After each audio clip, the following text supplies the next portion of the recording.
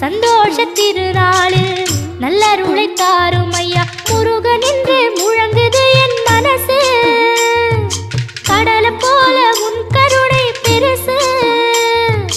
உப்பு காத்து ஊத காத்து சுத்தும் கடலு கரைய பார்த்து சத்தியமா கோயில் கொண்ட சுப்பையா.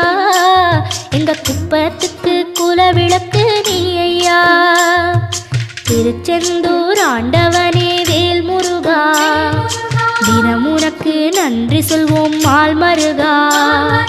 திருவடியில் தவம் இருப்போம் திருமுருகா, தீர்ப்பெழுது நலமெனவே வடிவழகா.